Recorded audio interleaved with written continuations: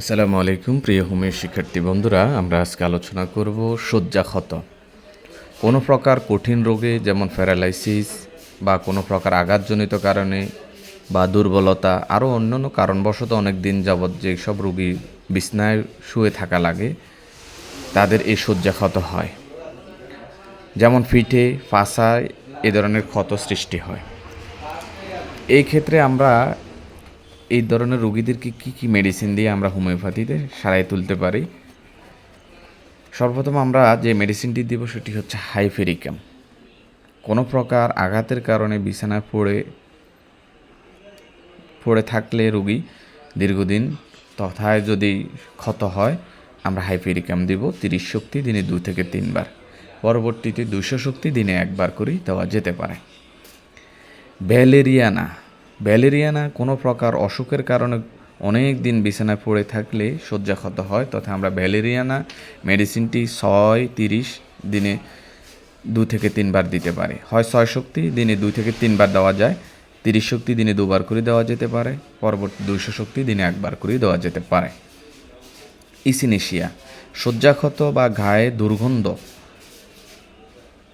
ইসিনেশিয়া mother 4-5 ফোঁটা ঠান্ডা পানির সাথে মিশিয়ে দিনে 2 থেকে 3 বার দেওয়া যেতে পারে। কার্বলিক অ্যাসিড কার্বলিক মেডিসিনটি আমাদের হোমিওপ্যাথিতে খুব গুরুত্বপূর্ণ। শয্যাক্ষত, ঘায়ে দুর্গন্ধ 4-5 ফোঁটা পানির সাথে মিশিয়ে দিনে 2 থেকে 3 বার সেবন করতে দিবেন। উপকার না হলে 200 শক্তি দিনে 1 বার করে দেওয়া যেতে পারে।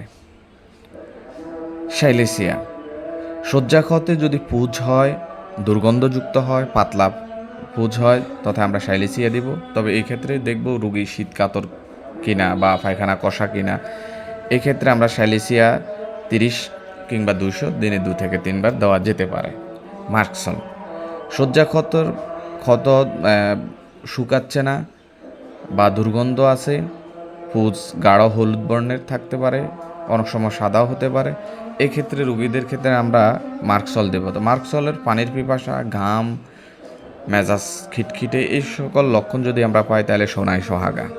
ফালসেটিলা শয্যাক্ষতে হলুদ বর্ণের পুজ হয় এবং খুব গভীর পুজ হতে পারে। এক্ষেত্রে রোগী যদি শান্তশিষ্ট মেজাজের হয়ে থাকে বা পানির পিপাসাহীন হয়, আমরা ফালসেটিলা দিব 30 শক্তি দিনে 2 থেকে 3 বার দেওয়া যেতে পারে। উপর উল্লেখিত মেডিসিনের পাশাপাশি আমরা সাইলেসিয়া বায়োকেমিক আকারে 6 কিংবা 12x হালকা গরম পানির সাথে দিনে 3-4 বার দিতে পারি, 4-5 বড়ি করে। আর বাহ্যিক প্রয়োগের জন্য আমরা ক্যালেন্ডুলা 1 গ্রাম, অ্যাসিড কার্বলিক মাদার 1 গ্রাম মিশিয়ে দেশীয় বা ঘরের তৈরি নারকেল তৈলের সাথে মিশিয়ে ক্ষতস্থানে ব্যবহার করলে দ্রুত শুকিয়ে যাবে। দুর্গন্ধ ছড়াইলে আমরা ইসিনেশিয়া মাদার এর সাথে অলিভ অয়েল মিশিয়ে 1 গ্রাম ইসিনেশিয়া এবং 3 ভাগ অলিভ অয়েলের সাথে মিশিয়ে দুর্গন্ধ স্থানে বা যে ক্ষতস্থান ওখানে আমরা যদি প্রয়োগ করি তাহলে দুর্গন্ধ দূরীভূত হবে। এক্ষেত্রে আমরা অনেক সময় ক্যালেন্ডুলারও ব্যবহার করতে পারি, তাহলে ক্ষতের তাড়াতাড়ি সেরে ওঠে। পথ্যপাত্য হিসাবে লঘু এবং পুষ্টিকর খাবার, বিভিন্ন ফলমূল, ভাত, মাছ, বিভিন্ন শাকসবজি দেওয়া যেতে পারে এবং সাইট্রাস জাতীয় ফলও দেওয়া যেতে পারে, যেমন কমলা, মাল্টা বা লেবু জাতীয় ফলও দেওয়া যেতে পারে।